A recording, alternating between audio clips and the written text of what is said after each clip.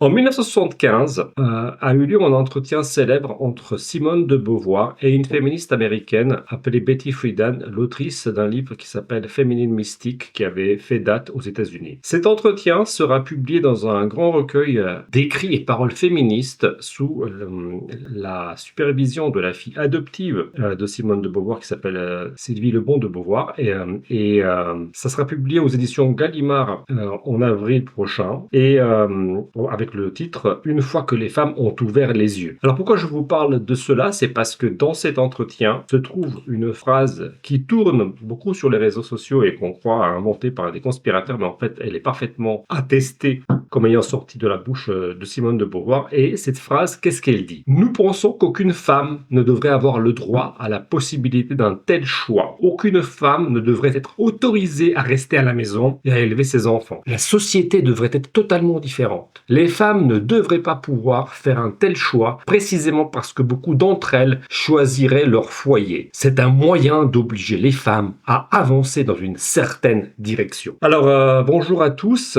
Je suis bien sûr en compagnie de mon ami Moss Mayerum pour discuter de tout cela.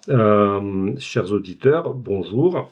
Bonjour Moss, comment vas-tu? Eh ben, écoute, je vais très bien. Cette phrase, elle a des échos avec le travail que je fais depuis quelque temps quand même sur ma chaîne pour parler de plein de sujets. Et moi, elle me rappelle un petit peu toute la logique des quotas qu'on impose en disant on impose d'abord et puis ensuite on verra comment ça a avancé et progressé après. Je pense que c'est un peu la même logique. On a déjà eu ça typiquement. J'en avais parlé il y a pas très longtemps sur les lois Copé-Zimmermann où on demandait à ce qu'il y ait 40% de femmes au conseil d'administration des entreprises, et en se disant qu'une fois qu'il y aurait 40%, les femmes y prendraient goût, et quelque part, elles spontanément essayeraient ensuite de vouloir rentrer dans des conseils d'administration, ce qui pour l'instant est très très loin d'être le cas. Donc voilà. Je sais pas ce que ça t'évoque, toi, cette notion quelque part d'une sorte de désir qu'on essaye d'imposer. Ah oui, non, mais enfin, ça, c'est le bonheur par la force, c'est extraordinaire, bien sûr.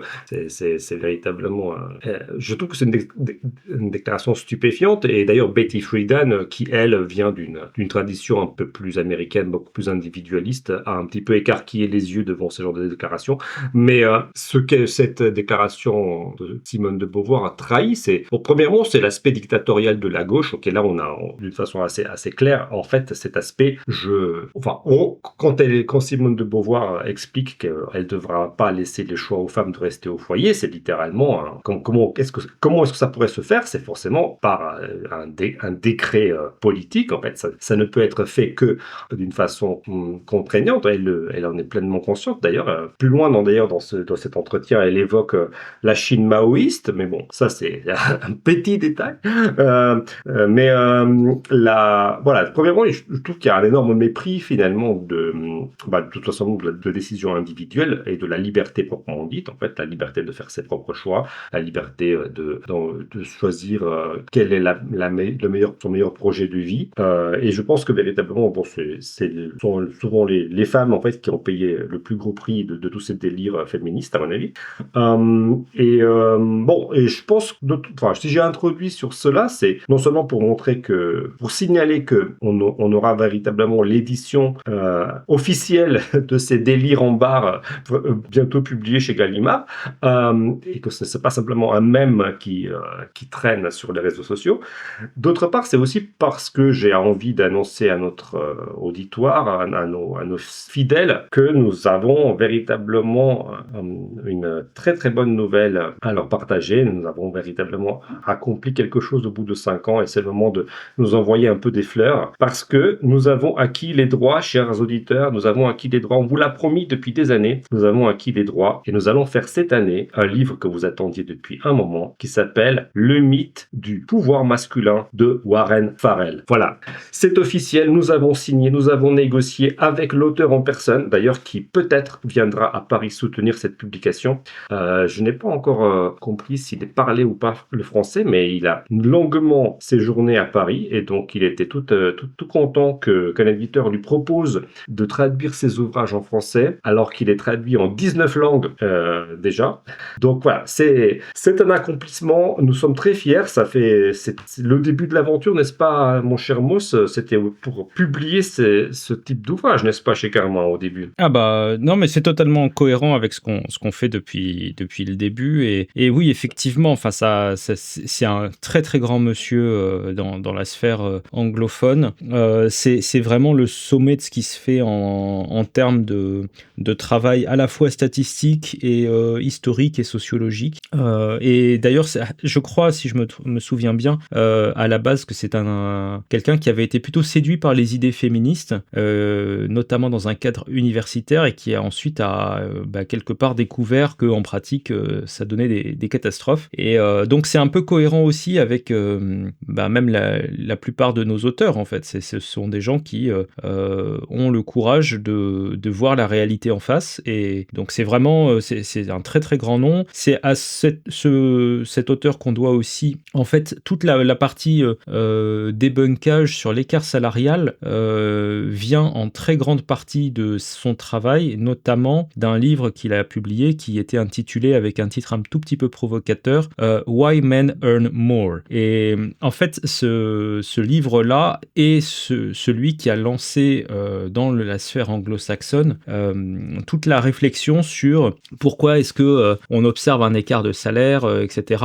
Et ça fait partie des ouvrages qui ont quelque part fait sortir les débats de chiffres des sphères académiques où je pense que quand même il y avait des gens qui se posaient déjà des questions depuis un certain temps et qui a fait arriver ce débat dans la sphère grand public. Donc si bien plus tard on a eu en France peut-être 15 ans après des discussions sur est-ce que ça existe vraiment, qu'est-ce que ça signifie tout ça, si le Raptor dissident a pu se faire plus d'1 million de vues sur une vidéo qui débunkait ça, c'est en bonne partie parce que des gens comme Warren Farrell avaient fait le travail sur 300 pages d'expliquer statistiques béton à la pluie pourquoi c'était quelque chose de finalement assez fallacieux. Voilà. Donc vraiment très très grand monsieur. Oui. On lui doit aussi le The Boy Crisis qui a connu un certain succès parce qu'il est sorti il n'y a pas très longtemps et je sais qu'il est encore en train de travailler sur un prochain livre. Donc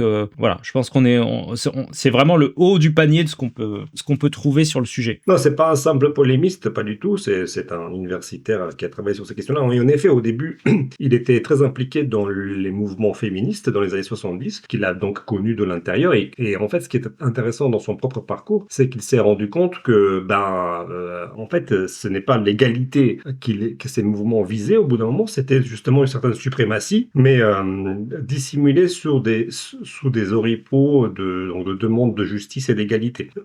Et c'est à partir de ce moment-là qu'il est allé enquêter et rétablir un petit peu la balance et voir en quelle mesure les hommes ne souffraient pas aussi de un certain nombre de problèmes. Donc voilà, c'est nuancé, c'est sourcé, c'est argumenté, c'est pas des pamphlets avec des opinions qui sortent de nulle part. Donc voilà, c'est un travail sérieux et nous essayons de rapporter ces livres en France parce que il y a un retard.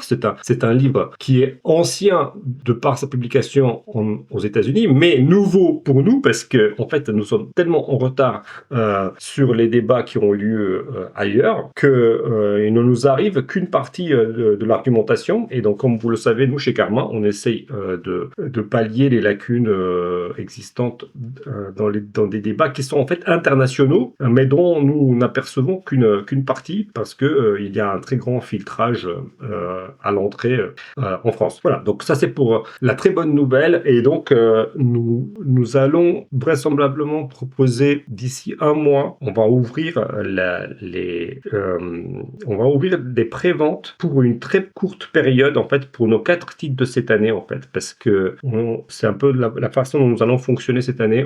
Donc il y aura, on l'a déjà dit, 2 titres de Becker, un Timur Kuran qui s'appelle donc Private Truth, Public Lies, et donc le Warren Farrell qui chamboule un petit peu nos programmes. C'est pour ça que nous allons faire ces 4 livres-là d'ici la fin de l'année, et pour cela nous allons bien sûr vous proposer d'investir pour avoir les 4 ouvrages à un prix bien sûr beaucoup plus intéressant que si vous allez les acheter un par un sur notre site.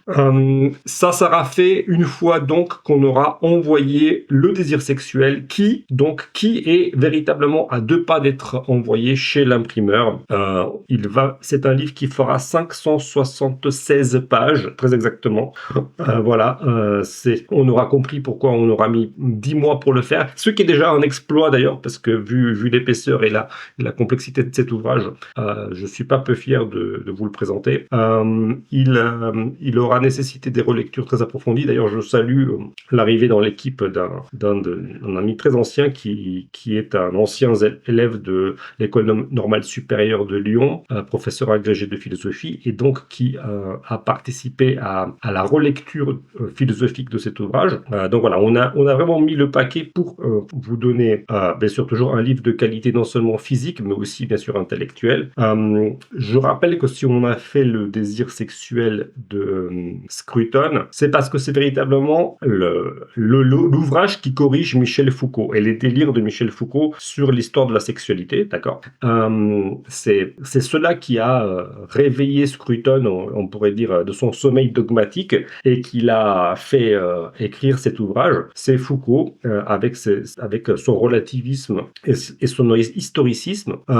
Voilà, donc c'est la raison pour laquelle on a investi tellement d'efforts dans cet ouvrage, c'est que véritablement, si vous voulez avoir un rempart contre la déferlante des constructionnistes incarnés par Michel Foucault, eh bien c'est ce livre qui est ce rempart. Donc voilà, et c'est pour ça que d'ailleurs il est aussi épais, c'est que pour contrer les 3 tomes de l'histoire de la sexualité de Foucault, et pas seulement, bien sûr on n'arrive pas avec un petit pamphlet rachitique de 20 pages. Voilà. Donc nous avons mis les moyens parce que Scruton a mis les moyens, parce qu'en face il y avait véritablement une machine broyeuse qui s'appelait Michel Foucault et qu'il fallait résister avec des forces extrêmement bien enracinées. Voilà pour les nouvelles. Donc ça c'est Scruton. Les versions de luxe, on en est où, mon cher Moss? Eh ben, les versions de luxe, on a déjà un premier titre qui est imprimé en version de luxe. On est en train de faire des petits coffrets pour chacun des titres. Donc ça, c'est en cours de route, on va dire. Je pense qu'on va pouvoir au moins en avoir un d'ici probablement une quinzaine, voire peut-être 3 semaines, quelque chose comme ça.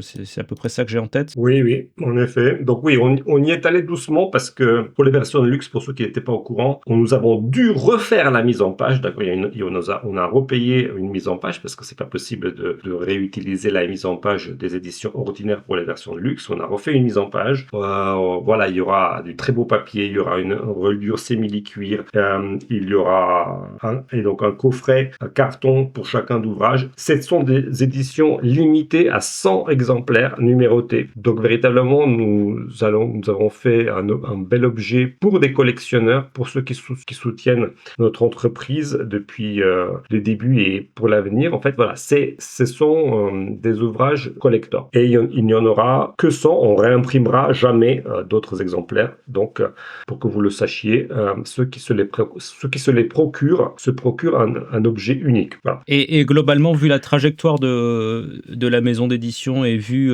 qu'on récupère des titres toujours plus qualitatifs, je pense que c'est quand même un bon investissement. Enfin voilà, il y a des gens qui sont un peu optimistes sur la suite de notre aventure, cette année on fait quand même des très très grands titres, notamment un Pulitzer. Donc je pense que bon voilà, moi je serais assez convaincu par la qualité du travail qui est fait ici. Je sauterai dessus parce que effectivement t'as raison, il y en aura que 100. Donc ça vaut peut-être la peine de faire un petit effort et d'avoir un objet unique qui a été fait pour cette seule finalité que d'avoir une version de luxe. Oui, on peut le dire déjà, je pense, la façon dont cette année, en fait, on va ouvrir des abonnements à Carmin pour acheter l'ensemble, donc pour investir dans l'ensemble des titres de cette année. Et vous allez donc avoir d'une part la possibilité, bien sûr, d'acheter les 4 titres à un prix, on va dire, un peu plus intéressant que si vous les achetiez par notre site un par un. Et aussi la possibilité d'acheter les 4 titres plus un exemplaire de luxe. Mais là, il n'y en aura que 500. Parce que voilà, comme je l'ai dit, des exemplaires de luxe, il n'y en a pas beaucoup. Il y en a 100 par titre. Et donc, bien sûr, il y a ceux qui nous soutiennent la première heure qui vont en recevoir une partie, bien sûr. Et puis, nous allons en mettre 500 à disposition donc de nos généreux mécènes, de ceux qui souhaiteraient donc soutenir à l'avenir Karma. Et donc voilà, il n'y en aura pas pour tout le monde. Là vraiment, il ne réimprimera jamais. Ça sera ces exemplaires-là et pas d'autres. Donc voilà, on va ouvrir cette campagne qui passera directement par notre site à partir de fin avril vraisemblablement. Et lors de l'épuisement des 500, il y en aura plus d'autres. Enfin, Bon, voilà pour les sur nouvelles. ce, peut-être qu'on peut revenir sur notre sujet de départ. Eh oui. Vas-y, je te laisse. Peut-être tu veux qu'on explique peut-être un peu aux gens le contenu du désir sexuel, ce qu'avait écrit Foucault, pourquoi il y avait besoin d'une réponse, etc. Bien sûr. Alors oui, ce que Foucault remettait en cause en fait dans l'histoire de la sexualité, c'est l'idée qu'il y ait toujours besoin d'avoir une réflexion morale sur la sexualité. Enfin, grosso modo, c'est ça. En fait, la thèse principale qui va réveiller Scruton, c'est l'idée que le questionnement moral sur la sexualité était historiquement situé, grosso modo, et que c'était pas quelque chose de naturel, normal. C'était pas un universel de relier la morale à la sexualité, pour dire très vite. D'accord. En fait, c'est ça. Et Scruton va reprendre la question et réexpliquer qu'en fait, non, il est naturel que l'homme, en tant que personne, justement, en tant que sujet incarné, à partir du moment où il a affaire à d'autres sujets incarnés, donc notamment dans l'expérience et dans l'étreinte amoureuse, automatiquement, les questions morales sont rattachées et impliquent, et découlent de la relation elle-même avec d'autres personnes incarnées. En fait. Il n'est pas, voilà, c'est ça le noyau en fait du désir sexuel, c'est d'expliquer que tout simplement on ne peut pas traiter la sexualité comme un besoin physiologique que l'on pourrait tout simplement satisfaire comme on satisfait la faim ou la soif. C'est pas comme ça que ça marche, parce que tout simplement quand on mange, on va dire un steak, quand on mange des carottes cuites, on n'a pas affaire à des personnes, d'accord. C'est ça la différence. Or dans une relation physique avec une personne justement, la façon dont les carottes, la façon dont les carottes ressentent le fait d'être mangées n'a pas d'importance. La façon dont un steak bien cuit ressent la façon d'être mangé, ça n'a pas d'importance. Or, la façon dont un partenaire sexuel ressent l'interaction, elle est absolument cruciale pour l'expérience elle-même. Et donc, donc les questions morales, on va dire, d'accord, sont absolument implicites à la relation avec autrui, la relation sexuelle avec autrui. C'est ça ce que veut dire Scruton. Et il va encore plus loin en expliquant, d'ailleurs c'est ça un des aspects les plus forts du livre, c'est qu'il explique que même dans un véritable rapport, donc amour, enfin un rapport de désir, dans le désir il y a une réciprocité. C'est là où il y a véritablement une originalité de son analyse, parce que beaucoup de gens vont se rendre compte que c'est vrai, c'est que ce qui est excitant, pour expliquer le noyau du livre, c'est pour ça que le livre s'appelle Le désir sexuel, ce qui est excitant, ce qui éveille le désir, c'est de savoir que le désir est compris par un autre et que cet autre répond à ce savoir en s'éveillant, en s'ouvrant à ce désir à son tour, en fait. C'est-à-dire qu'il y a quelque chose, il y a une réciprocité psychologique, pour le dire comme ça.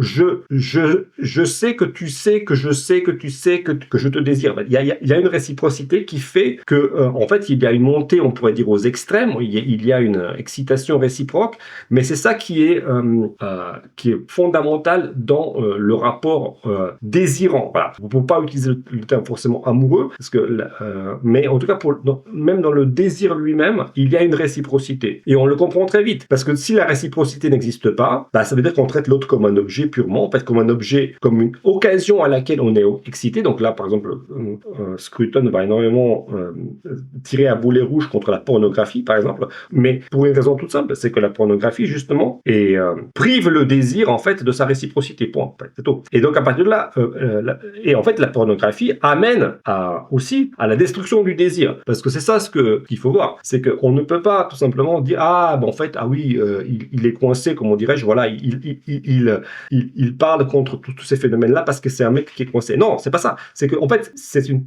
explication anthropologique de la raison pour laquelle la pornographie elle-même va finir finir par tuer le désir. Et d'ailleurs, c'est assez prémonitoire parce que c'est ce qu'on voit dans les nouvelles générations. Donc, selon plein d'enquêtes, en fait, il y a toute une baisse apparemment des rapports amoureux, des rapports sexuels chez les jeunes générations. Et je pense que c'est pas sans lien avec, en fait, la généralisation de la pornographie et de l'accès à la pornographie, en fait. Voilà. Donc, c'est pour ça que ce livre est véritablement important voilà, il est encore beaucoup plus riche que cela, mais en fait, il est aussi d'une actualité criante parce que, par exemple, il y a eu toutes les affaires liées, par exemple, à les viols de Mazan, par exemple, l'affaire Pellico, toutes les affaires, en fait, qui défraient la chronique. Pourquoi elles défraient la chronique? Parce que ça parle d'utilisation justement perverse d'autrui, où dans les viols de Mazan, typiquement, voilà, c'est l'aspect le plus pervers qu'analyse d'ailleurs Scruton, le fait de réduire la personne. La nécrophilie, ça fait partie de ces pervers. Ça revient à ça, en fait, techniquement. C'est ça. Si on a compris que le désir humain normal, il se passe dans la réciprocité de sujets conscients et incarnés, en fait, qui frémissent de plaisir à l'idée que quelqu'un les touche, et non pas qu'un corps ou qu'un godemiché ou qu'une poupée plastique les touche, parce que c'est ça, en fait, toute l'idée scrutonienne. L'idée scrutonienne, c'est que on frissonne parce que c'est Sabine, c'est Marie, c'est Jacques, c'est une personne vraiment spécifique qui nous touche, qui va nous toucher justement, et qui va nous permettre surtout aussi d'aimer notre propre corps, parce que c'est ça qui est très intéressant, c'est que le désir sexuel nous permet, on va dire scruter de certaine façon, de nous concilier avec notre corporéité et à nous concilier avec cet aspect qui peut, à mon avis, angoisser beaucoup de gens, à savoir que oui, le corps va les amener à la mort, à la déchéance, etc. Mais ce n'est que cet amour sexuel permet en fait de se réconcilier avec la finitude, pour le dire aussi autrement. Et donc c'est ça donc il y a vraiment une actualité de Scruton, parce que tous les débats sur l'objectification, la perversion, voilà, si on est dans une société quand même qui considère que le viol est atroce, si le viol est atroce, c'est parce que il y a une profanation d'une personne en son corps. C'est pas simplement parce qu'il y a quelque chose qui fait mal, mais ou que ça se passe sans consentement. C'est que en fait il y a une souillure. En fait, il y a une souillure et voilà. C'est là où Scruton va dire les mots, comme disent les jeunes. Et il va dire les mots. Il va dire les termes. Voilà, il va dire les termes. Voilà. Bref, voilà, c'est un livre très important. Voilà, qui est aussi bien sûr complémentaire avec l'autre Scruton qu'on a sorti, Le visage de Dieu, qui va mettre plus l'accent justement sur cet aspect magique qui est le fait d'être un sujet incarné. Et l'aspect sujet, c'est l'aspect visage. Nous sommes un sujet incarné, et c'est ça qui est très bizarre et très paradoxal. Et d'ailleurs, dans le désir sexuel, Scruton va dire on tombe amoureux en voyant le portrait de quelqu'un, on ne tombe pas amoureux en voyant une photo de ses organes génitaux. Donc et pour mettre l'accent sur le fait que oui, c'est ce qui se passe dans l'excitation justement amoureuse sexuelle, c'est quelque chose d'interpersonnel, et cette interpersonnalité, elle est portée par le visage, en fait. D'accord. Voire peut-être plus spécifiquement par les yeux, en fait. Je pense que en plus, oui. Dans la littérature, en tout cas, c'est souvent ça qui est un peu le point de bascule pour beaucoup de scénarios amoureux. J'ai envie de te poser une question, parce que je suis en train j'ai réfléchi à un truc en même temps que tu présentais les idées de Foucault et de Scruton qui s'opposaient, et je m'étais jamais fait cette remarque comme ça. Est-ce que on n'assiste pas, parce que tu dis oui, les carottes, elles ressentent pas comment on les mange, etc. Alors que j'ai précisément l'impression que dernièrement, on a de plus en plus de gens qui se demandent, alors peut-être pas les carottes, mais comment le bout de steak a ressenti son existence au monde avant de devenir un bout de steak. Est-ce qu'on n'a pas une sorte est-ce que la négation de la question morale en sexualité n'a pas conduit paradoxalement à faire apparaître la question morale dans des domaines où elle n'aurait pas dû se poser? Je sais pas, peut-être. Oui, tu fais référence au véganisme. Je pense à ça, ouais. À l'antispécisme. Des choses comme ça, ouais. Ça ouais. Par exemple, quand Émeric Caron te dit que écraser un moustique, ah là là, c'est terrible, vous vous rendez pas compte les moustiques comme ils souffrent, etc. Je pense que littéralement personne ne se serait posé la question dans ces termes-là, en fait, il y a 100 ans. Non, enfin si, il y a des gens qui se posent cette question-là, mais ils sont plutôt sous d'autres latitudes. C'est-à-dire, par par exemple, les Jains en Inde, ça fait des millénaires qui pensent comme Émeric Caron, et ils ont les Jains, c'est une secte religieuse un peu marginale quand même en Inde, mais en Inde, il y a pléthore de sectes religieuses de tous les types, mais en tout cas, les Jains sont tellement obsédés par la non-violence que, par exemple, ils ont une petite balayette et ils balayent devant eux quand ils marchent pour pas écraser justement une fourmi, etc. C'est-à-dire, ils sont tellement dans l'idée de jamais faire de mal à aucune créature qu'ils poussent voilà, le zèle jusqu'à essayer d'éviter d'écraser un moustique. Bon, en fait, cette question-là, elle est abordée par Scruton. C'est pas tant que le problème moral a été déplacé, c'est tout simplement que on ne perçoit pas justement la spécificité de l'homme par rapport aux animaux, en fait, tout simplement. En fait, et ça aussi, Scruton y revient là-dessus. On pourrait dire que c'est un livre qui remet les pendules à l'heure aussi sur les questions antispécistes. Ce qui rend l'homme, justement, différent des autres, c'est que l'homme a une personne, l'homme a une perspective en première personne, l'homme a un jeu, en fait, d'accord. D'accord. Et c'est ça et les animaux même les primates supérieurs n'ont pas de jeu, c'est-à-dire ils ne peuvent pas se représenter eux-mêmes mentalement, en fait, conceptuellement, c'est ça le truc. En fait, et donc il n'y a pas d'ailleurs, et c'est une bénédiction pour les animaux parce qu'ils n'ont pas une conscience de leur finitude, justement. En fait, donc oui, les animaux vivent dans un flux de sensations, c'est ça, je pense qu'on peut pas nier aux animaux qu'ils ont une capacité de ressentir des sensations. En tout cas, les animaux supérieurs. Je pense que les moustiques, justement, il faudrait les moustiques et autres insectes. C'est pas clair qu'ils aient même tout simplement de par leur constitution physiologique, c'est pas clair qu'ils aient une perception de la souffrance, en tout cas telle que les animaux supérieurs en ont. Donc là, je crois que d'ailleurs, tu sais qu'il y a tout un tas de débats à l'intérieur du véganisme. J'en profite parce que peut-être que les gens sont pas allés jusqu'à explorer ce pan de l'internet, mais il y a tout un tas de débats internes pour essayer d'établir ce qu'il y a ou pas des sensations. Et par exemple,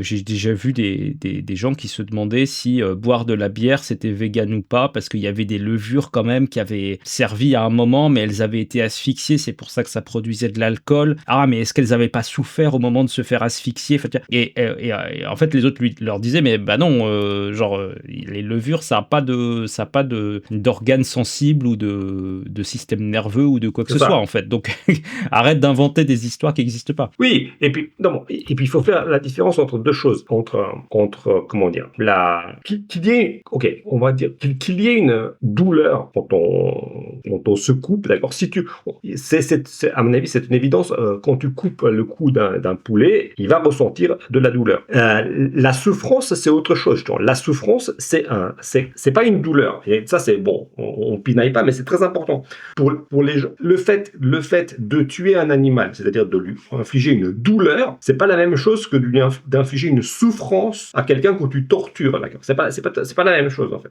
Il y a quelque chose que les véganes ne comprennent pas, c'est ça, en fait. C'est la distinction entre la douleur, la sensation de douleur et la souffrance. Et c'est parce que la souffrance est propre, justement, à l'homme, en tant que, justement, l'homme a une conscience de lui-même. C'est ça où, en fait, le problème des véganes, c'est qu'ils ne comprennent pas la spécificité de l'être humain par rapport aux animaux. Et c'est pour ça que, d'ailleurs, ils ont l'impression que la douleur est la même chose que la souffrance. Non, la douleur n'est pas la même chose que la souffrance. Et on peut pas traiter, on ne peut pas condamner, justement, la douleur de la même façon qu'on condamne la souffrance. D'accord? C'est là où ils font une confusion morale, en fait. C'est que, en fait, là, on ne peut pas, pourquoi on ne traite pas un animal comme un être humain, et on ne doit pas le traiter comme un être humain, c'est parce que, justement, l'animal n'a pas une conscience de lui-même. Même les singes les plus supérieurs n'ont pas une perspective en première personne, comme dira Scruton, comme disent les analystes anglais, ils n'ont pas une représentation de leur propre moi. Donc il n'y a pas de souffrance. Il y a de la douleur, mais ils ne peuvent pas. Voilà, c'est la même raison pour laquelle ils ne font pas d'art, ils ne font pas véritablement voilà, ils ne savent pas nous chasser, nous êtres humains, ils ne savent pas nous tendre des pièges, ils ne savent pas bâtir des civilisations, ils ne savent pas et ils ne sont pas non plus écrasés par l'angoisse de leur finitude. Tout ça n'existe pas pour eux. Ils vivent dans un flux continu de sensations, alors qui peuvent être bonnes ou mauvaises, d'accord, mais même quand on sont tués, ils ressentent sûrement peut-être pendant un bref instant une certaine douleur, mais ils ne ressentent pas une souffrance, d'accord. Et surtout, ce qui est très important, c'est que quand on tue un être humain, d'accord, ce qui se passe, c'est que tu le prives de son droit à l'existence. C'est différent. Tu es en train il y a quelque chose qui ne s'accomplit pas, en fait, d'accord. Pourquoi tu lui enlèves la vie alors qu'il devrait mener sa vie à son terme dans ses propres termes. Si quand tu tues un animal, sa vie n'était pas un accomplissement de quelque chose. Il devait pas mener à son terme quelque chose. Il était dans le flux de l'existence et c'est tout, d'accord. Donc il sort du flux de l'existence, mais sa vie, comment dire, c'est pas un potentiel. Tiens, on va rempiler sur les thèmes masculinistes. C'est pas un potentiel gâché. D'accord. Quand tu tues un animal, c'est pas tu dis pas ah mince, cet orang-outan ou ce mouton, il aurait pu encore, qu'est-ce qu'il aurait pu faire encore dans 2 ans? Il aurait pu nous créer quelque chose. Il aurait pu faire des tas d'autres choses. Maintenant, toute l'espèce animale ou humaine a été privée des apports de ce mouton à la civilisation. Bah non, le mouton, il n'allait rien apporter de plus que son existence de mouton. Point barre. Donc, alors qu'un être humain, bah quand on tue un être humain, bah, c'est tout un potentiel justement, quelque chose d'inédit et de potentiellement génial, extraordinaire, qui s'en va en fait. D'accord. Il n'y a pas un animal qui meurt, c'est pas un potentiel infini, virtuellement infini, en tout cas c'est pas un potentiel extraordinaire qui a été gâché en fait, d'accord. Donc vous voyez, alors quand un jeune homme meurt à la guerre, bah oui, ce jeune homme il aurait peut-être pu vivre encore 60 ans et créer et donner des tas de choses que lui et seulement lui aurait pu donner peut-être, mais pas le mouton. Voilà. Donc voilà, c'est pour ça que la mort d'un mouton, elle est certes douloureuse pendant une microseconde pour le mouton, et encore, pour le mouton, faudrait qu'il y ait un support de ce pour le mouton, faudrait qu'il y ait une personne mouton qui souffre. C'est pas clair qu'il y ait une personne mouton qui souffre. Il y a une sensation, d'accord, qui s'est produite dans un flux, et voilà, point barre. Mais le mouton réfléchit pas sur ces sensations de douleur en fait. Après, alors je reviens un peu, je redézoome aussi par rapport à notre conversation. Il y a quand même, moi j'ai l'impression, beaucoup de gens qui ont intégré un peu la ligne de Foucault sur l'irruption de la morale dans la sexualité, etc. Et qui tiennent une position en disant voilà, mais la morale c'est un truc ringard, c'est un truc dépassé, ça vient nous enquiquiner alors que nous voilà, on est des matérialistes, des gens cartésiens, il y a des objets, ils font des choses entre eux, bah voilà, c'est simple. Est-ce qu'on n'est pas paradoxalement dans une époque où on n'a jamais autant revendiqué de parler de morale, je pense notamment à un peu toute la sphère woke qui va utiliser des termes qui sont souvent moralisateurs, mais on n'a jamais si peu réfléchi de manière formelle et carrée la thématique morale. J'ai l'impression qu'il y a plein de gens qui se revendiquent amoraux ou anti-morale ou quelque chose comme ça, et même les gens qui se revendiquent de morale, en fait, quelque part n'ont pas vraiment réfléchi le sujet.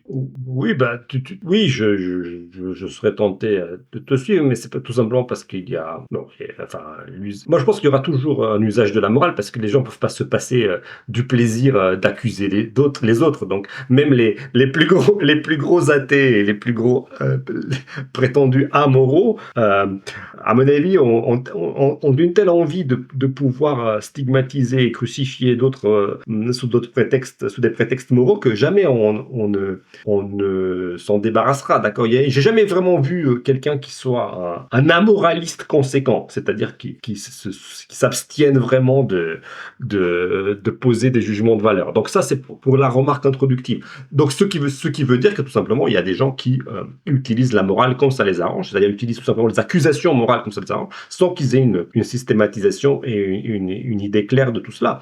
Mais ils ne se priveront pas d'invoquer des principes moraux comme ça totalement à la sauvette et à la va-vite pour clouer au pilori qui ça les arrange en fait. Mais oui, je pense que et je pense qu'il y a principalement, tu vois, une idée fausse dont on parle depuis très longtemps, c'est cet aspect que grosso modo la justice c'est l'égalité. La justice c'est l'égalité, toute différence de résultat est une inégalité, ou est le résultat d'une discrimination ou de quelque chose d'injuste. On en a longuement parlé quand on a parlé de Sowell, etc. Ah oui, d'ailleurs, petite parenthèse, nous avons appris que Sowell était malade, le pauvre, donc j'espère qu'il va aller mieux, mais nous essayons bien sûr d'acquérir les droits d'autres titres. Pour le moment, c'est un peu en pause parce qu'apparemment, il a des soucis de santé. Espérons qu'il va quand même s'en tirer parce qu'il a quand même 96 ans. Voilà. Bon, nous ne connaissons pas la teneur de ces problèmes, mais voilà. En tout cas, voilà, le problème de l'égalitarisme, je pense que beaucoup de gens utilisent la morale tout simplement pour dire, voilà, combien de fois j'entends des gens qui disent ah oui, mais un tel il gagne tant, ou un tel il a réussi, ah mais c'est injuste. Mais pourquoi c'est injuste?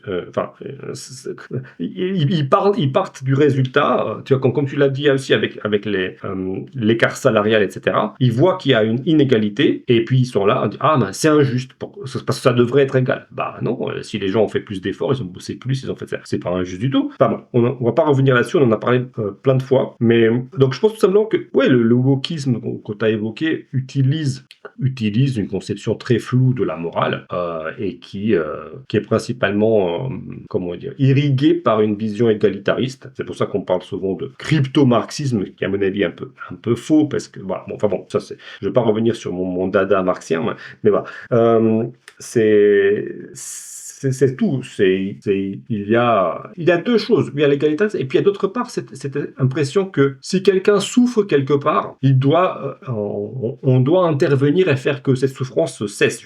Ça a un lien aussi avec cette histoire de spécisme. Ah mais tiens, le mouton il souffre là et on doit intervenir pour faire cesser ça. Non, même un peu ce que fait Beauvoir, hein, parce qu'on revient à la citation du tout début quand Beauvoir elle te dit ah là là il y a des femmes qui souffrent d'être seules au foyer, je sais pas quoi. Ah bah vas-y, il faut que j'interdise que les femmes puissent être au foyer. Enfin c'est absurde. Alors elle prend même pas appui sur l'idée qu'elle souffrirait. Hein. Elle les embarrasse même pas de ça. Hein. Ah, c'est juste parce que c'est sa meilleure conception de la société en fait, c'est ça.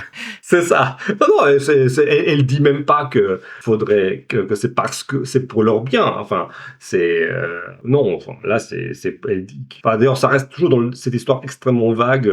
Ah oui, il faudrait que la société soit autrement. Mais autrement, mais comment quoi? D'ailleurs, Betty Friedan, elle est l'américaine avec qui elle discute. Elle fait quand même les gros yeux quand elle déclare ça parce que elle a pas spécialement envie de tout détruire. Enfin, non mais de toute façon, bon. ça rejoint un truc qu'on a déjà évoqué, mais à chaque fois que les gens se fixent une sorte de fonctionnement mental de la société, c'est toujours tellement simple et éloigné de ce qui se passerait dans la réalité que ça ne peut déboucher que sur des catastrophes quasiment. Je veux dire, j'ai pas beaucoup d'exemples en tête de réussite en la matière. Peut-être que le code civil napoléonien serait le moins pire des exemples qu'on pourrait trouver, en disant bah voilà, il a essayé de codifier un certain nombre de lois et ça a permis d'organiser la société, mais c'était justement des lois qui étaient pas dirigées vers des finalités complètement établies. C'était des lois un peu générales en fait. Non mais c'est ok. Le problème c'est la conception de la loi. Tu vois ce que tu parles de. En fait, ok, la justice, pour revenir là-dessus. La justice, c'est un ensemble de règles, d'accord, comme les règles d'un match de foot. Ou bien tu vois la justice comme un ensemble de règles de match de foot. Ok, on joue un match de foot comme ça. Ça c'est le règlement du football, d'accord. Et après il y a des gagnants et il y a des perdants. Point. Mais on a tous joué au foot selon les règles. Point. Et donc tu peux voir la société comme régie par un ensemble de lois qui ressemblent au règlement de match de foot, qui vont faire que voilà, tout le monde, voilà, ça c'est les lois. Point barre. On joue selon ces règles. Point. Et c'est tout. On ne se dit pas que il faudrait que on arrive à un match nul où que quelqu'un gagne 10-0, c'est pas le problème. L'important c'est qu'on joue selon les règles, d'accord. Donc ça c'est une vision de la loi qui ne prescrit pas un point d'arrivée en fait, d'accord. Les lois ne sont pas là pour faire advenir une quelconque société en particulier. Elles sont là tout simplement pour que tout le monde joue selon les règles et que si tu fais tel crime, bah tu sais que il y aura telle punition, etc. Et que on se préoccupe pas de ta réhabilitation, on se préoccupe pas de, enfin, bon, c'est pas pas le problème. Si tu tacles un joueur, t'as un carton rouge, point, c'est tout. On se dit pas, pourquoi t'as taclé un joueur? Ah ben en fait, peut-être que c'était à cause de ton enfance, je sais pas quoi. Bon, c'est pas le problème. Tu te prends un carton rouge et tu sors du terrain. Donc c'est juste, on a une vision de la loi qui est comme ça, ou bien on a une vision, alors là, très très différente, où on essaye de faire advenir l'égalité, on essaie de faire advenir des égalités de résultats, on essaie d'advenir, d'amener 90% des élèves au baccalauréat, on essaie de faire des tas de choses qui sont des expérimentations qui ont rien à voir avec avec des règles tout simplement de jeu. On se fixe des objectifs et on se dit que les lois vont permettre, bah oui, forcément, si par définition, par exemple, je prends l'exemple du baccalauréat, tu dis, ah oui, non, mais il faut qu'on arrive à 90% de reçus au baccalauréat. Ok, comment on va y arriver? Bah, parce que tu vas pas rendre les gens plus intelligents, bah, tout simplement, tu vas modifier ce que ça veut dire avoir un baccalauréat. Tu vas baisser les standards. Modifier le contenu, tu vas baisser les standards et tu vas faire qu'en effet, 90% de gens auront le baccalauréat, mais le baccalauréat de 2020 n'aura rien à voir avec le baccalauréat de 1960. Mais ça, c'est la magie des mots. On aura l'impression que ça va être la même chose. Ben, en fait, non, ça sera pas la même chose. C'est juste une tromperie sur la marchandise, comme on dit vulgairement. C'est juste une escroquerie commerciale. Bon. Et d'ailleurs, c'est là le rôle de la philosophie, c'est aussi toujours de voir quelles sont les idées derrière les mots, en fait. Parce que, en fait, si on fait tout ce travail-là, c'est que beaucoup de gens, en fait, confondent les idées et les mots. C'est ça, ce qui se passe. Et les idées et les mots c'est pas du tout la même chose. Et d'ailleurs, on peut en revenir en fait à l'actualité tragique, qui a suivi toujours l'assassinat, le lynchage de Quentin, en fait, et tous les débats qui ont eu apparemment sur ce qu'on aurait exhumé de ses activités en ligne. Qu'est-ce que tu as pensé toi de ça, en fait? Parce que moi, j'ai voulu qu'on parle de ça pour une raison particulière, mais bah écoute, alors je t'avoue que j'ai peut-être moins suivi cette partie-là que ce qui a précédé. J'ai vu qu'il y avait eu tout un travail un peu en gros, qui consistait à salir la mémoire de quelqu'un qui venait le cadavre était encore un peu tiède et on y a des gens qui sont allés chercher tout ce qu'il avait pu écrire dans diverses situations sans vraiment se préoccuper de savoir s'il y avait un contexte à l'époque, si peut-être il avait un mal-être personnel, j'en sais rien du tout. Mais j'ai eu l'impression qu'il y avait une opération de propagande et de communication assez intense pour renazifier quelqu'un qui avait été perçu par le grand public comme étant justement un brave garçon qui accompagnait un groupe de filles pour faire un petit événement militant. Et j'ai trouvé ça un peu moralement questionnable comme procédé. Donc je pense qu'en fait c'est les gens de gauche ils se sont sentis un peu dépassés par la machine médiatique parce que en fait quelque part tout le monde a salué qu'il y avait eu un geste de courage et que ça s'était transformé en meurtre et j'ai l'impression que derrière ils ont essayé de réécrire l'histoire et pour moi c'était un processus de réécriture d'histoire. Mais oui, bon, ok, moi ça m'a fait penser à plusieurs choses. Tout d'abord, c'est que bien sûr ça m'a pas l'air extrêmement prouvé que ce que l'on aurait exhumé comme activité sur les réseaux soit véritablement premièrement de l'activité de Quentin, paix à son âme. Donc je sais pas, premièrement ça m'a pas l'air d'être prouvé. Donc deuxièmement, effectivement c'est une campagne qui visait à modifier le narratif et bien sûr à quelque part ça vise à dire finalement même si le lynchage est atroce, on n'a quand même pas lynché n'importe qui. Voilà, ce qui en fait dire aussi élimine d'ailleurs complètement la connaissance a priori. Je veux dire, les gens qui ont fait le lynchage n'avaient pas exhumé tous les tweets et ne l'ont pas lynché pour ça en fait. Je veux dire, c'est ça aussi qu'il y avait une sorte de manipulation parce qu'on a essayé de faire croire que c'était ça qui avait causé ce qui s'était passé. Mais ça. Oui, mais disons qu'ils sont toujours en train de justifier que grosso modo, tu comprends, ils ont du flair, tu vois, ils se trompent pas. Même si, tu vois, moi je pense qu'ils sont toujours dans les histoires. Ok, même si on ne le savait pas, mais on le savait bien, on avait quand même du flair, on avait bien deviné, d'accord. Même si on n'avait pas les preuves. Bon, et je pense qu'il y a cette tentative. D'autre part, aussi il y a une totale, dans cette nazification rétrospective, parce que ou même, je suis même prêt à envisager l'hypothèse que ces tweets, tout cela, cette activité était peut-être la sienne, mais il y a tout un gouffre entre des déclarations en ligne et des actes. Ok, c'est toujours chose, le même mélange en fait qui est absolument détonnant. C'est la même chose qui avait été pour Charlie Kirk, etc. C'est-à-dire qu'on mélange avec cette histoire de violence symbolique ou violence verbale, on mélange ça avec la violence physique, avec la violence tout court. On a galvaudé le terme de violence, et donc maintenant, même si Quentin avait déclaré des choses à la gloire d'un moustachu allemand ou je sais pas quoi, enfin j'ai vu tout pas ça, ce sont des mots en ligne en fait, donc c'est pas la même chose que des actes que le lynchage réel d'une personne en fait. Et pour autant qu'on tienne à la liberté, d'une certaine liberté d'expression, en fait, on doit faire la part des choses. Et même dans le cas d'incitation à des actes graves, en fait, quand la loi juge ces choses-là, il faut que l'on prouve qu'une incitation a causé des actes réellement graves. Ça, c'est parce que les gens m'ont dit, ah oui, mais c'est de l'incitation quand même. Bon, en tout cas, mais moi, je voudrais quand même parler d'une chose délicate, c'est en fait, on va prendre l'hypothèse que ce pauvre garçon, avait véritablement exprimé sur les réseaux sociaux les choses qu'on lui impute en fait. Et je pense que ça m'attriste si c'est le cas. Et je pense qu'en tout cas, si lui, pour lui c'était pas vrai, mais je pense qu'il y a pléthore de jeunes gens qui s'expriment de cette façon-là. Et j'aimerais bien quand même qu'on creuse. Pourquoi est-ce qu'ils font appel à ton avis? Enfin, moi, ce qui m'effare, c'est ils font appel à cette symbolique, pour exprimer. Alors, quelles idées ils veulent exprimer, justement? Parce que moi, c'est ça qui m'intéresse. Hein. Parce que moi, je crois, de la même façon que je pense que les gauchistes qui parlent de Staline ou de Trotsky et tout ça n'ont absolument pas forcément idée du goulag, sauf nos amis pas du stream et Chris, etc. Il y a une grande partie des mecs qui parlent du communisme qui n'ont absolument aucune connaissance des crimes réels des gauchistes. En fait, les mecs qui portent le t-shirt de Che Guevara, ils savent pas que Che Guevara a assassiné des gens dans des prisons.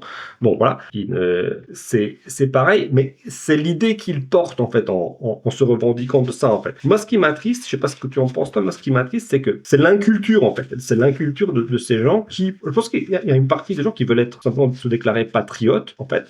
Et à cause de ça, ils font appel à une symbolique qui est pas patriote en fait. C'est ça qui, enfin, je sais pas ce que tu en penses. Mais moi, je pense que c'est une histoire d'idées qu'ils essaient d'exprimer par des symboles, et c'est pas les bons symboles en fait. Tu penses au nazisme en général, c'est ça ton... C'est ça. En fait, je crois, si tu veux, il y a plusieurs niveaux de problèmes. En fait. Le premier problème, je pense que c'est fondamentalement que tu as une partie de la jeunesse. D'ailleurs, ça rejoint un peu peut-être ce qu'on a déjà exploré sur le cas du nietzschéisme, en fait. Tu as une partie de la jeunesse qui a des périodes de révolte, de rébellion, et qui cherche des auteurs qui galvanisent ce sentiment de révolte, de rébellion, etc. Et il se trouve que, quelque part, il y a tout un potentiel de fascination dans des auteurs qui ont proposé notamment de recourir à la force et à la violence. Et je crois que c'est quelque chose qui séduit à la fois des gens de gauche et des gens de droite, en fait. Il y a des phases de la vie des jeunes hommes où la force et la violence font partie des choses qui les fascinent. Et je pense que c'est un peu tabou. Donc, en fait, comme ils ont l'impression d'être dans une société un peu centriste, molle, etc., j'ai l'impression que les deux marges, qu'elles soient d'extrême gauche ou d'extrême droite, les appellent et les attirent parce qu'il y a justement la perspective d'avoir un peu plus de réalité, de dureté, de force, etc. Et je pense que des deux côtés, il y a un peu cet imaginaire collectif qui a beaucoup été appuyé par de la propagande de la force de l'armée rouge d'un côté et la force des Panzer-Division de l'autre. Voilà. Et globalement, je pense que tu as beaucoup de jeunes qui juste instinctivement cherchent une forme de radicalité, de violence, de force, de tout ça, et qui va vers ces deux extrêmes-là, presque sans savoir ce que ça recouvre, ni politiquement, ni en termes de logiciel de pensée, ni sur un plan spirituel, parce que par exemple là, tu vois, dans les contradictions, moi j'ai cru comprendre que typiquement Quentin était quelqu'un qui était un jeune catholique assez traditionnel et convaincu, et on peut pas exactement dire que le régime des années 30-40 était un régime catholique convaincu. Et il y a même pas mal de gens qui ont écrit justement contre les errements de ce régime. Je pense en particulier particulier au carnet d'un Dietrich von Hildebrand, je pense au travail d'un Bonhoeffer chez les protestants. Enfin, il y a eu quand même un certain nombre de voix Non, mais religieuses même plus que ça, attends, qui se sont il y a plus que ça, élevées. il y a l'encyclique de 1936, Mit brennende Sorge, Oui, avec un souci ardent. Non, mais attends, il y a une condamnation explicite par une encyclique en 1936 des doctrines racialistes, en fait.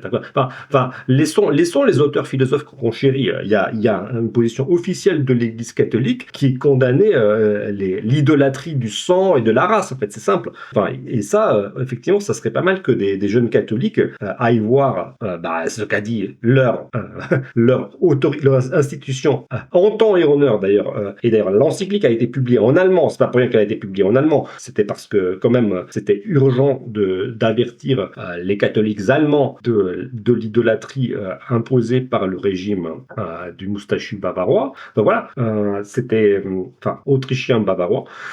Donc voilà, mais je pense qu'il y a une, oui, je te suis là-dedans. Il y a une sorte de fascination pour la force et une inculture. Bon, c'est ça. Il y a une inculture historico-politique. Et je trouve que beaucoup si Quentin est tombé là-dedans, c'est bête parce que c'est bête de mixer l'un avec l'autre. Mais ça fait, et en plus, ça veut dire qu'il a infusé dans la vision de l'histoire qui est proposée par la gauche, en fait. Parce que c'est la gauche qui fait l'amalgame entre nazisme, catholicisme, extrême droite, fascisme, tout ça, c'est de la même bouillie, en fait, d'accord? Et je crois qu'il y a beaucoup de jeunes gens de droite qui, en fait, par réaction, vont se dire, mais en fait, si je dois me définir, c'est indifférent, hein, si je me dis catholique, fasciste, nazi, etc. Enfin, c'est, grosso modo, ils vont reprendre le logiciel en gauchiste, en miroir, et utiliser indifféremment n'importe quel terme, parce que, de toute façon, voilà, on veut être contre la gauche, sans faire de nuance, en fait. Et je pense que ça, c'est débile. Je pense que ça, c'est vraiment débile, et que c'est le piège rhétorique des gauchistes d'attirer les gens de droite pour dire vous voyez très bien, en fait ils l'ont dit, ils sont pro-Adolphe, ils l'ont dit, ils l'ont écrit, ça. Donc je pense que c'est un piège, à mon avis, qu'ils doivent vraiment éviter, en fait, s'ils veulent exprimer qu'ils sont patriotes, qu'ils sont pour l'excellence, qu'ils sont pour la hiérarchie, qu'ils sont pour l'aristocratie. Il y a d'autres façons de le dire que d'élever des louanges à un régime totalitaire et génocidaire, en fait, d'accord, qui était socialiste, d'accord, on le rappelle qu'il y avait socialiste dans leur titre, et c'était pas pour rien qu'ils étaient socialistes, d'accord, parce que c'était le collectif contre l'individu aussi, d'accord, contre l'excellence individuelle, quand même, qui était oui, mais tu vois, en fait, je pense que fondamentalement, la réalité, c'est que t'as pas beaucoup de gens qui se posent dans un fauteuil et se disent tiens donc, quels seraient les meilleurs systèmes et les meilleures intentions qui pourraient guider mon action en ce monde, etc. Je pense que en fait, la politisation des gens, elle découle assez souvent que d'événements soit traumatisants, soit d'injustice ou de sentiments d'injustice, soit de sentiments d'écrasement, d'infériorité, de ressentiment même. Enfin, il y a quand même toute une part sombre de la politisation que la plupart des gens dans le centre de la vie politique un peu négligent en disant ah non mais moi je fais mon programme, les gens vont choisir sur la base d'un programme, etc. En pensant que tout ça est parfaitement rationnel mais en fait en réalité t'as beaucoup de jeunes typiquement à cet âge-là qui vont en fait se politiser juste parce que alors ça peut être, on a le cas par exemple chez les Némésis, il y a des jeunes filles qui se sont politisées parce que elles ont été agressées dans la rue par exemple, donc ça les a conduits après à se poser des questions. Ça peut être des gens qui vont se sentir écrasés par le monde du travail, par le patron. Ça c'est ce qui va peut-être donner une partie du communisme, de la frange qui coûte pas du ring par exemple. Il y a un peu aussi le fait que la politisation chez les plus jeunes n'est pas un truc parfaitement rationnel. Comment tu... Non mais pas, non mais rien, le point de départ ne doit pas être le point d'arrivée. Que le point de départ soit un incident mineur, ok, mais n'empêche que, enfin ça peut être même dans ta propre vie, quand tu as affaire à des connards, peu importe. Après, réfléchir, que ce soit dans ta propre vie ou dans la politique, bah si, c'est un devoir. La forme que va prendre la réaction à un incident, elle est importante. Si on lutte, par exemple, pour reprendre l'exemple gauchiste que tu as donné, si on lutte pour avoir un meilleur niveau de vie, pour avoir une plus grande aisance, est-ce qu'on va y arriver en descendant toute la richesse globale à son propre niveau, c'est-à-dire en instaurant le communisme, c'est ça? Est-ce qu'on va y arriver comme ça? Ou bien est-ce qu'on va y arriver peut-être d'une autre façon? C'est ça. Donc moi, que le point de départ soit un énervement, soit une agression, oui, c'est très bien. C'est normal. On ne réfléchit pas on ne réfléchit pas dans l'éther. Que les trajectoires personnelles elles soient littéralement personnelles, c'est-à-dire elles partent d'un événement plus ou moins unique, etc., auquel on cherche une explication, c'est tout à fait normal. Mais le devoir de réflexion, si on doit réfléchir, c'est parce que la forme de la réaction politique, de l'action politique, elle n'est pas indifférente en fait, d'accord. Si la réaction elle aggrave le mal, ça va pas aller en fait, d'accord. Et surtout si la réaction, finalement, elle ne fait que cocher les clichés du camp d'en face, on n'avance pas d'un pouce en fait. C'est ça aussi. C'est là où c'est important à mon avis qu'il y ait une culture politique. En fait, moi, ce qui m'efface, c'est quoi? Il y a pas de culture politique. Les mecs, on a une grande tradition libérale, franco-britannico-américaine, libérale conservatrice. Il existe des grands. Il y a Raymond Aron, il y a eu Jean-François Revel, il y a eu beaucoup d'auteurs qui ont combattu la gauche sans vouloir verser dans l'adulation des Panzerdivisions, quoi. C'est ça qui. Oui, mais en fait, tu sais, je pense que ça a commencé comme une blague et ça s'est répandu et la plupart des gens ont pensé que c'était une bonne idée de faire la blague, en fait. Et si tu veux, ça a dû commencer par un truc du style ah bah ouais, mais en fait, si on te traite de facho et que tu dis que t'en es un, alors il y a plus de problème. Ouais, d'accord, mais en fait, c'est débile. C'est pas parce qu'on te traite de quelque chose qu'il faut le devenir, en fait. C'est ça qui est vraiment un peu stupide dans cette manière de réfléchir. Oui, après c'est même pas sûr qu'il n'est pas devenu, il a repris l'étiquette. Oui, non, je sais. Ils reprennent les étiquettes, pas uniquement en miroir, parce que voilà, ils pensent que ça fait cool aussi de jouer le rôle qui énerve soi-disant le camp en face. Mais en fait, c'est pas efficace et c'est stupide en fait. Et en plus, c'est vraiment criminogène si en fait toute la réaction à la gauche devrait prendre la forme du fascisme. Ça serait vraiment stupide en fait, parce que je veux dire là je pense que c'est la fin. Moi je lutte pour le libéralisme, pas pour une forme de pouvoir plus ou moins totalitaire qui va te dire tout pour l'État, rien que pour l'État, rien en dehors de l'État. En fait, non. Le fascisme, on rappelle, c'est quand même ça. En fait, non. Le fascisme, c'est l'étatisme, d'accord. Donc non, c'est si vous voulez. En tout cas, ceux qui veulent se lancer dans l'arène politique, il serait pas mal quand même qu'ils se cultivent sur ces questions-là, quoi. C'est ça qui m'efface. C'est tout simplement qu'ils se cultivent sur la typologie des régimes politiques. Il y a un truc qui m'efface, c'est que les gens ne réfléchissent plus sur la typologie. C'est un truc de Montesquieu, un truc vieux comme l'esprit des lois. Montesquieu, ça a 3 siècles. Il existe différents types de régimes politiques. Comment on organise ça? Il existe des divisions de pouvoir. Il existe en fonction du nombre de personnes qui ont le pouvoir, c'est-à-dire qui font les lois. Bref, ça serait quand même, ça élèverait le débat en fait, d'accord. Ça élèverait le débat et être capable d'expliquer, surtout aux gauchistes, pourquoi en fait les moyens qu'ils pensent utiliser pour accéder à une société plus riche, ces moyens-là sont mauvais et ils vont arriver au contraire en fait. C'est là où on est dans un vrai combat d'idées en fait, pas simplement en reprenant en fait des stéréotypes stupides. Non, mais de toute façon, les combats d'étiquettes sont pas vraiment intéressants en fait. Dire moi je me sens plus telle étiquette étiquette et toi tu es de telle étiquette et telle étiquette est mieux que telle étiquette. Franchement, honnêtement, ça fait pas vraiment.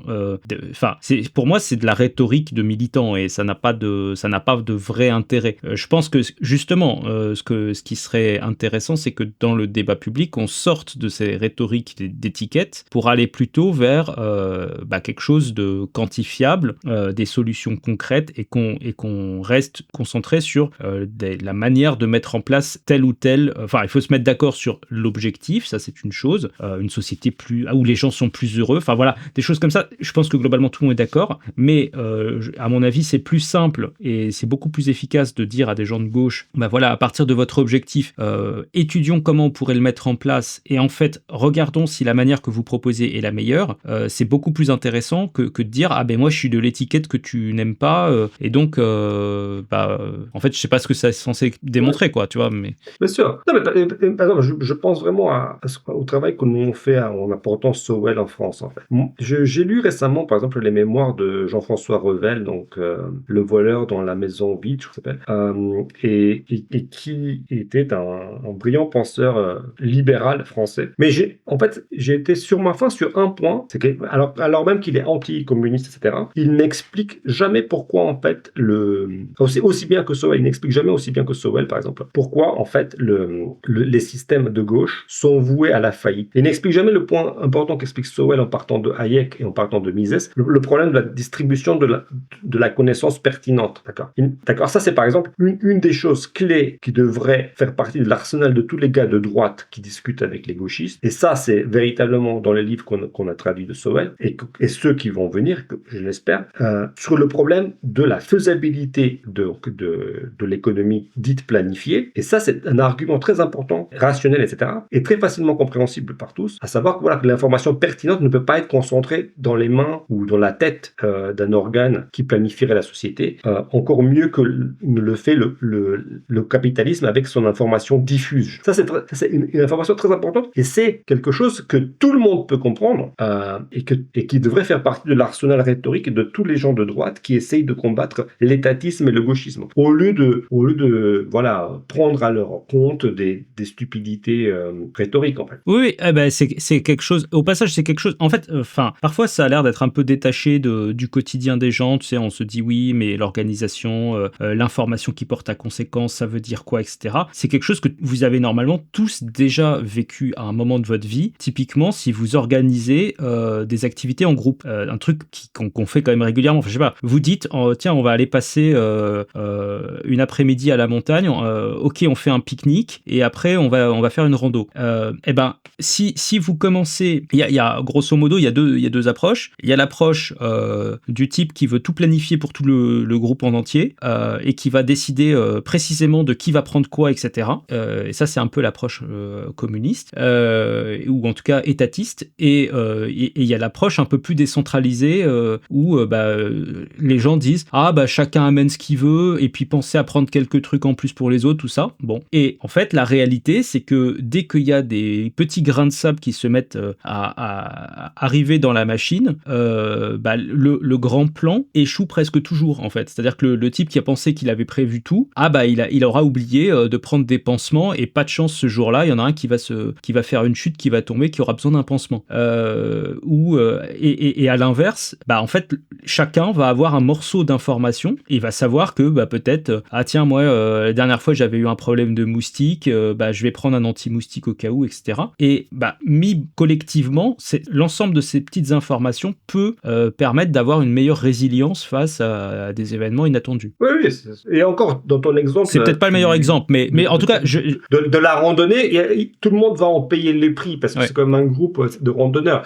Alors qu'en fait, non, ce qui est pire, c'est qu'en fait, ce qu'on voit avec l'étatisme aujourd'hui en France, c'est qu'il y a tous ceux qui ont mené la France à la faillite, là, et ils payent aucun prix pour tout ça, en fait. C'est simple. C'est ça le principal problème aussi de l'étatisme. C'est que tous ceux qui prennent les décisions et qui utilisent des budgets faramineux de l'État, ils font des bourdes. Tiens, on arrête Super Phoenix. Tiens, on redémarre Super Phoenix.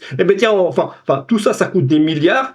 C'est pas eux qui les payent de leur poche. Le nucléaire, c'est pas bien, c'est méchant, c'est pas bien. Bon, on va éteindre tout ça. Ok, ça va coûter 13 milliards d'arrêter Super Phoenix. Très bien. Bon, peu importe, c'était pas l'argent qu'ils avaient investi eux, c'était l'argent public, voilà, point barre. Donc c'était pas à eux, et donc ils pouvaient en faire ce qu'ils voulaient. Et maintenant, ils ne payent aucun prix pour leurs décisions catastrophiques. Pareil pour l'éducation, on en a parlé, voilà, toutes les expérimentations sur les jeunes, sur les, là, on a appris que Jospin a passé l'arme à gauche. Jospin, un des grands fossoyeurs de l'éducation nationale et de plein d'autres choses, il a jamais payé aucun prix de toutes ces décisions catastrophiques, en fait. Voilà. Bon, donc c'est ça l'étatisme, en fait.